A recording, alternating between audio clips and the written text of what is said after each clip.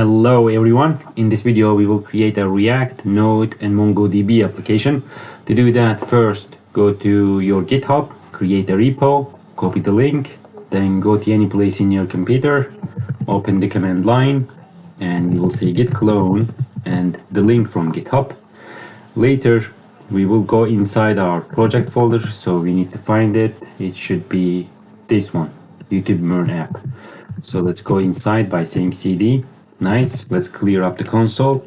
Now we will first initiate a package.json file, and later we will install some packages. The first is Express, of course, and .env, course, MongoDB, Mongoose.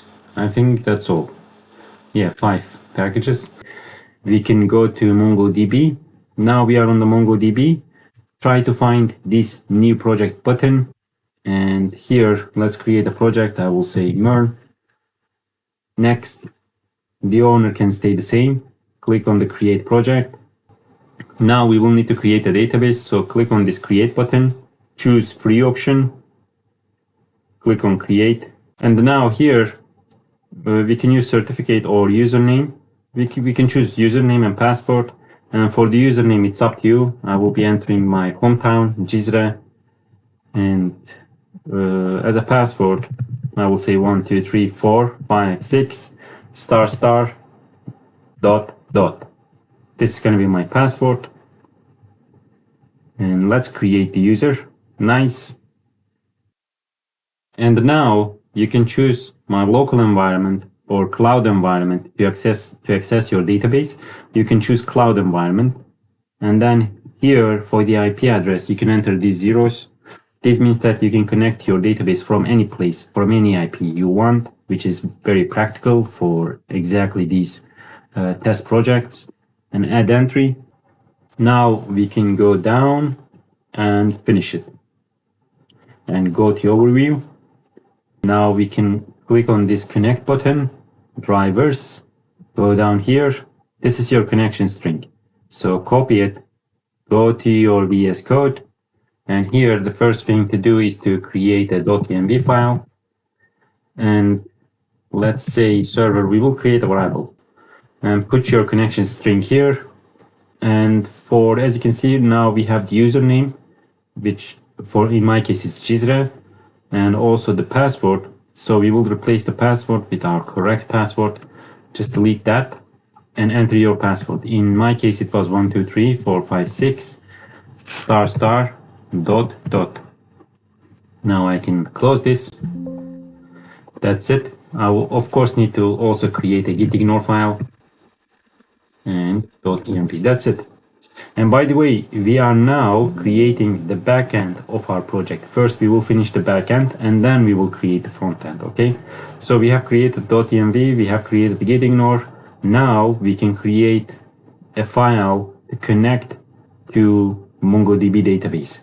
So let's name this file as database.js. So for database.js, the first thing to do is to import the necessary package and also the variable from .env, and then we can create our function. So we will name our function as connectdb, and also we will export this function. That's why we are saying module exports. And to connect our database, we will be using a try catch to better manage the connection event and also to catch the errors. And actually, to connect to MongoDB, it's just a single line of code. We are just saying await Mongoose connect. Connect is a special method from Mongoose package, and we are using await because we are connecting a database and we made our function asynchronous, which is the way how we should connect to a database. And we can of course display a console log message in case we are successful and our database.js is finished. Now we will create another file. This file we will call it as data model.js. So to structure our data, we first need to again use Mongoose package, and then we will create a variable and name it as data schema. Schema is going to be the structure of our data. And to create a schema, we need to again use special Mongoose methods. Here in this case, I mean, not a method. This schema is not a method, but that's how we can structure our data. This is a special thing from Mongoose package, and then we will open an object field, and here inside this object field, we will put this content as the key, and as the value, we will specify the structure of our data. So as I told you, we will have a string, and that's it. So to have that string, we will say type is string. The type of the data that we want to save to MongoDB is going to be string. And also we can say required is true, because we don't want to save empty data to MongoDB. We want that MongoDB will only accept the data which is not empty. Okay. And later we can export it, of course. And to export it, we need to use a special method from Mongoose, which is called model. And inside the model, we are saying again here, this name here, data model, is not a keyword. We are just using a convention, and that's it. Now we can create our server.js file. Nice. And now for the server.js file, the first thing to do is to, of course, import Express package. And also we will import the path package and also Mongoose. And later we will access these database and data model files, and also run this function connectDB, which will let us to connect to MongoDB database.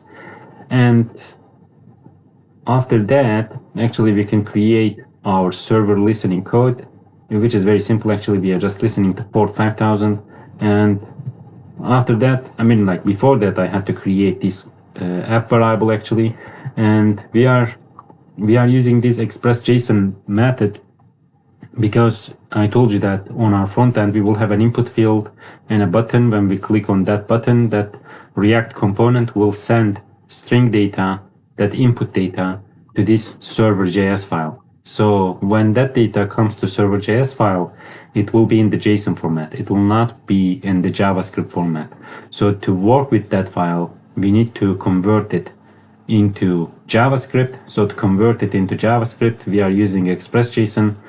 And you might be wondering, what is this extended false? Extended false means the data that we are handling is a simple data. It's just a string. And after that, we will use course package. I told you that our React project, our front-end project, will run on a different port. Our backend project will run on another port. So when we try to connect from our React component to our server.js file, our backend, it will give error. The browser will cause some error. The browser security mechanisms, it will cause some errors. So to overcome those errors, we need to use this course package. After that, we can create our first route, because we will create two routes. The first route is gonna be for testing the connection between React project and backend. So to do that, we need to use get method, and inside the get method, we will define a route, let's say. So read from the server, it's very descriptive, you understand it. It means that we will read some data from this server file on our React component. And here, of course, we are using the arrow functions with request and response.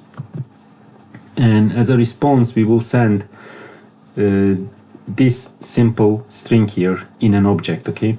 After that, we can also create our post request, and our post request also will contain a route. So this time, as you can see, it's also descriptive, write to database. And also we will create an arrow function with request and response, but this time we will make it asynchronous. And later we will use try catch. And first, maybe we can cache the error. And also you need to send a response to the front end. That's why we are saying response send with status 500. To access the data from the front end, we will be using request body on the back end. Request body will contain that input data from the front end. We can grab that data and save it in an object called content, and then we will save this data, this content data. But before saving, we will grab this data, this object data, and structure it according to the data model which we have defined here. And after structuring it, we will save it inside this new data variable, and then we will save this new data variable in our MongoDB database by using this simple save function from Mongoose package. Okay, and later we can again send the response to the front end, and we will say that data saved successfully, everything is fine, so that the front end will not wait for us and it will continue on. And actually that's it, our server file is finished. But in case you want to deploy this whole project to a platform, you can do that also. Now we can create our front end. So to create the front end, I will create this client folder, and I will place our React project inside this client folder. Now let's create our project, npx create React app, and put a dot to the end. That's it. Now we can install another package called React Router DOM. So npm install React Router DOM. Now we will install one more package called Axios. Our packages are all installed. Now we can go inside our client folder. We will make a quick cleanup. So grab everything here except index.html and delete them. Go to source folder, grab this app.css, setup test, web vitals, logo SVG, test.js, delete them. And then inside app.js, grab everything between these two tags, delete it. Also these two import lines, delete it. Now close it. And go to index.css, delete this code, and also delete everything here. I like trebuchet, so I will choose trebuchet as font style. And also background color can be nice. So let's say khaki. And it's finished. Now let's go to index.js, delete those lines, and also web vitals, import, and close it and save it. Now let's go to index.html, delete all those link tags, and also this one here, and also those command lines, and also this no script. For the title, you can say your project name, and also don't forget to put a description here, and save it. Now, we should first create a components folder, of course. Let's create it. We will have two components. One component will be used for testing connection between frontend and backend, and the second component will contain our input field and button to save data to MongoDB. And also we will create a routing in app.js so that we can go between these two components, okay? So let's do that. Let's create a read component and write component. And let's first do the read component. So in the read component, let's first import the React and also some hooks, use state and use effect. And then we will import Axios package, and then we will create a function for the component. And here we need to create a variable, because in this variable we will be saving the data which we obtain from the server.js package. Which data is this data? I mean, this hey man from the server. We will grab it from the server. I mean, the server will send it to us, and then we will put it inside this server data variable and display it here. Server data, okay? And then we can create a use effect. Of course, you know, we can do this directly inside use effect, but a better way would be to use a functional component, a function, and to make that function asynchronous. And we will call this function as fetch data. And here we have created our function, and here we are calling the function, so that when we render this component, the use effect will be calling this function. And asynchronously, this function will access server.js, grab that data, and return it back here. And we will use try and catch to catch the errors and also manage the event. So if we catch an error, we can display it here just like that. And If not, then we will be continuing on with our regular code. Here we will be using an Axios method, which is get. Axios is easier than fetch. I mean, if you have used fetch and not Axios, I advise you to use Axios. It's much easier. And I mean, to access a certain route in server.js package, for example, in this case, it's read from the server. We can use relative paths or we can use full paths. Here, in this case, we are using full path because, as I told you, our backend and our front end, they will run on 2 different ports, which means if you are not going to use full path here, it might give some errors. But of course, when you deploy this project to the internet, to some other platforms, you don't need to use full path. You can use relative paths, but again, you need to manage it in a different way. But I mean, for this project, you should use full paths. And then we will save, I mean, like once we get the data from the backend, we will save it in a variable called response. But this response, it contains lots of things. It's an object. It contains lots of things to access this specific string here, we need to first access the data and then the message. The data is you can think it like a keyword here, and the message is what we defined here. We say message. If you would say my message, then you would have to say my message here also. Okay, and then we are saving it inside this variable, and we are setting this variable to server data so that we can display it here. That's it. Our read component is finished. Now we can create our write component. So for the write component, again, we need to import a hook, and also we need to use Axios package, and then we can create our function, and then we will create an input field. I told you that we will be saving our data in an input field. And then this input field type is string, of course, placeholder, you don't need, but it will look nicer. And the value is going to be input value. This is a variable that we will soon create here by using useStateHook.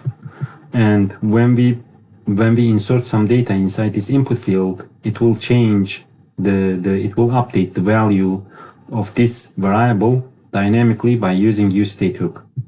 And and after that, once we insert our data in that input field, we will be clicking this function. So now let's create our function and also our variable. And here is our variable, which we have created by using useStateHook, and it's set to empty values. And also our function is here. It's an asynchronous function, and of course it should be asynchronous because we are saving some data to a MongoDB database. And we will again use try and catch. So the first line of code will be a post request to the route which we have created in server.js in the backend. It's called write to database. Let's check if it is. Yes, write to database. And then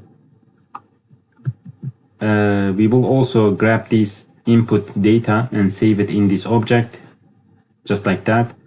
And then, just to make sure that everything is fine, you can put this console log statement to print this input data. After that, we can also alert the user, and we can say that the data is saved. And actually that's it. It's also finished. So the only thing is left is to create a routing in app.js. So now let's grab everything here and delete it. So to create routing, we need to import some methods and also those 2 components, read and write. And now we can create our app component again. And inside the app component, we will this time start with the router tag, because that's how it is. I mean, we need to make sure that the router tags is the highest possible tag in our project, in our React project, to make sure our routing will work without errors. And then we can this time put our div tag here, and inside div tags we will put 2 things. We will create something like a navigation bar, and also we will create our routing. But first, maybe we can create this navigation bar, and we will use span tags and also these link tags. And now we can create the routing. So to create the routing, we need to use routes, and then we can create the first route, which is called read, and also the write. And again, maybe an index path is going to be useful. And if it is index, we will be going to write component. So our app.js is also finished.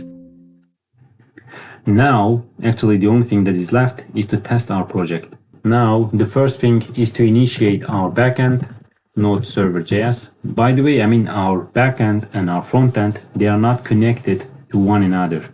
The only connection between our React frontend and Express backend is those routes here, write to database and read from server. Now, the first we need to initiate the backend, so we will say Node server.js. Yes, connected to MongoDB port 5000. Nice. Let's clear up this. npm start. It will be 3000. Now, if I click on this read data from server, it should display me hey man from servers. I mean a string like that. Yeah, it displays. Now, if I go to write data to MongoDB, and if I type some data here, let's say I'm in some random string, and let's save to MongoDB. It says data saved. Nice. Now let's go to MongoDB to see if it really saved. Now let's click on the database. Now I am in the MERN project which I have created previously. And if I click on this database, it will take me to the database. And if I browse the collections, hopefully I will see data model. You see data models. And as for the collection, yeah, this is the data that I have entered. So to test it again, I will enter my hometown name, Cizre, and I will save it to MongoDB. It says saved. Now let's check it by refreshing it. Hopefully it should show me. Yep, it's Cizre. Everything works fine. That's how you create the connection between React, Node, and MongoDB. If you like this video, please like and subscribe. See you next time. Bye bye.